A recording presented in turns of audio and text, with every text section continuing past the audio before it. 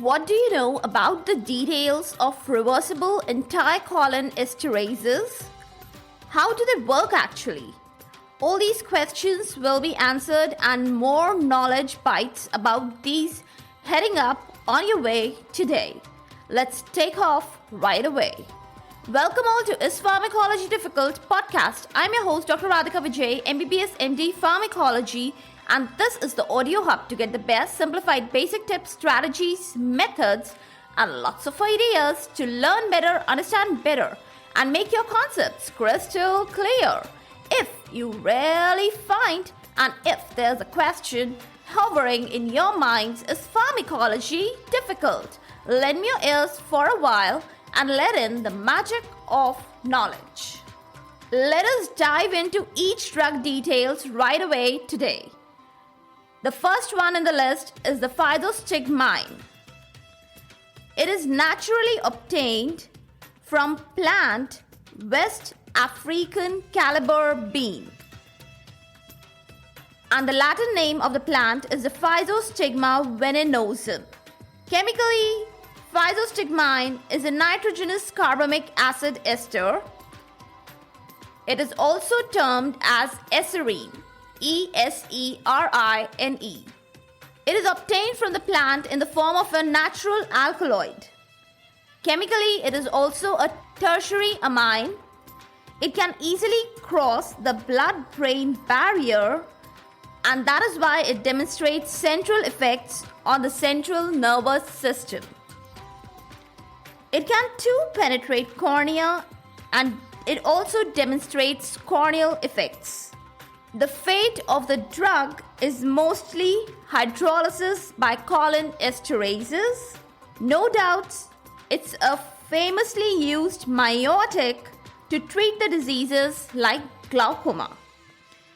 Generally, it finds use in a dose of 0.1 to 1% as eye drops. It shows no effects on neuromuscular cholinergic receptors. When given orally, its absorption from the gut is super fast, and it is also very fast from the parenteral areas. Now, Physostigmine is highly toxic. It shows marked effects on the muscarinic receptors from M1 to M3. That is M1, M2, and M3. Now, what is the result of this muscarinic stimulation? It causes contraction of the gut. It also causes meiosis, bradycardia, hypertension, and large doses of Physostigmine may lead to convulsions. The bradycardia that occurs is the action on the neuromuscular junction. When Physostigmine is in excess, it accumulates more of acetylcholine and non-stop depolarization occurs. Finally, it leads to paralysis. All these effects, as I told you earlier, are seen at very high toxic doses. Now, one notable point I want to tell you that the plant, the African caliber bean from which the Physostigmine is derived, it was used previously in the olden times both as a weapon and a poison for long durations. Now, that is a general knowledge point that you can keep in your mind and additive, knowledgeable bite. Let's get into the pharmacokinetics. Physostigmine is intermediate acting drug. Its half-life is around 4 to 6 hours, while in the eyes, it's slightly long acting. That is, the action may last up to 24 hours. It's applied as eye drops, and that I've already told you. Now, second on my list, let's get to know the details about a very close drug, Neostigmine. Now, this drug is prepared synthetically. Chemically, it's a quaternary amine. That is different from Physostigmine, which was a tertiary amine. Now, what is the result of this difference in the chemical structure? Due to this, the penetration in the central nervous system is not very significant for Neostigmine. While it's so in the eyes, yes, it does affect the neuromuscular receptors that are found on the skeletal muscles. And do you know It's a choice medication to treat myasthenia gravis. Now, unlike the Physostigmine, it has a very poor absorption when it is administered orally. The oral dose generally that is administered is around 15 to 25 milligrams.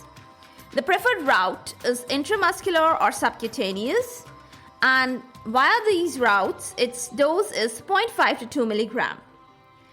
The duration of action, that is the pharmacokinetic role for the Neostigmine, is short. It's as compared to the Physostigmine, it's only 3 to 4 hours.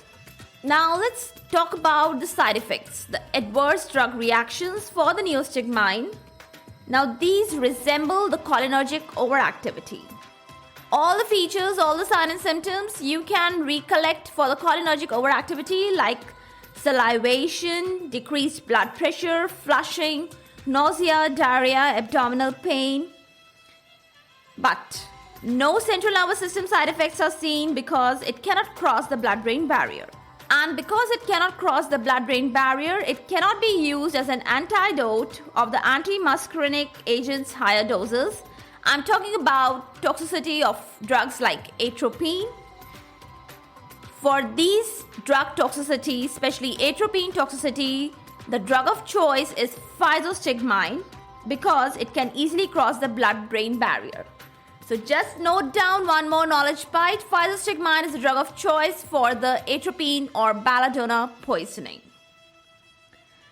Let's talk about the contraindications of the Neostigmine. Well, these are simply urinary bladder obstruction or intestinal obstruction. Now that was simple, right? Next, what? Let's get into the details and the brief accounts of the other reversible drugs. Now on my list, the next drug is Pyridostigmine.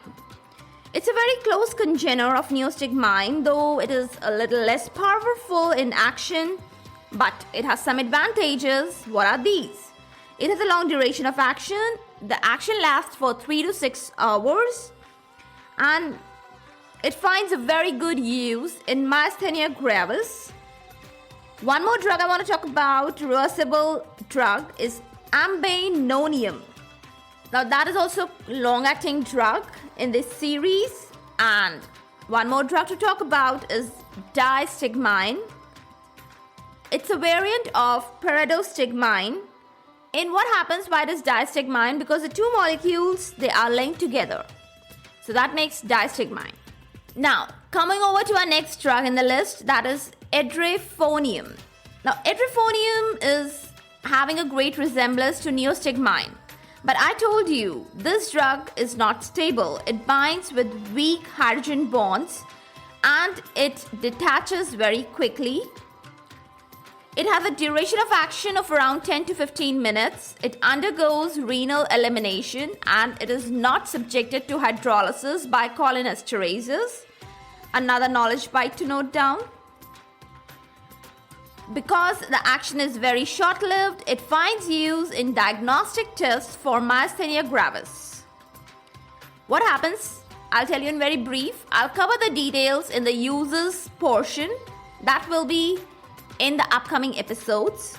So, what are the superficial knowledge about the diagnostic test for myasthenia gravis? In this, the intravenous Edrophonium injection, it quickly increases the strength of the muscles if the patient is suffering from myasthenia gravis. That's a diagnostic test. Got it? Coming over to our next drug, Rivastigmine. It's highly lipid soluble.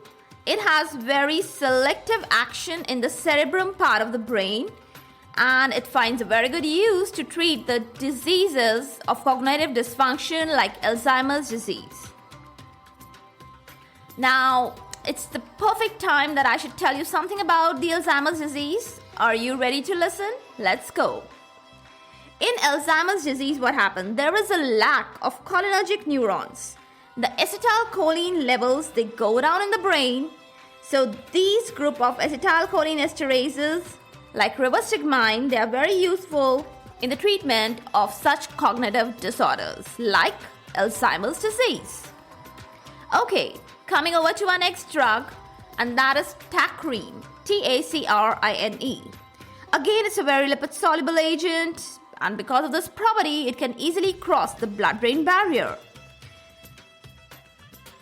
A lot of characteristics are similar to Edrophonium, the binding part especially, that it also binds with the weak hydrogen bonds and is quite unstable. What is the use? It finds use, very good use in Alzheimer's disease, but it is defamed and not used clinically nowadays because it has a very prominent adverse drug reaction of hepatotoxicity. So do remember one more knowledge bite associated with Tacrine, not used clinically due to hepatotoxicity. Okay, coming over to our next drug, Donepezil. Again, one more lipid-soluble agent crosses the blood-brain barrier and finds very good use in Alzheimer's disease. What are the benefits? Why should we prefer using Donepezil? Well, it has a long duration of action, and because of that, it can be given single dose per day. Wow, that's such a good benefit of using this drug. Okay, coming over to our next drug, Galantamine. Now, Galantamine is naturally obtained, and apart from its action on acetylcholinesterase, do you know it's also a weak agonist at nicotinic receptors and finds very good use to be used in cognitive disorders like Alzheimer's disease. Well, that's all from my end today. That's all, my dear folks. And time to wind up. I'll be coming back with a lot of new information.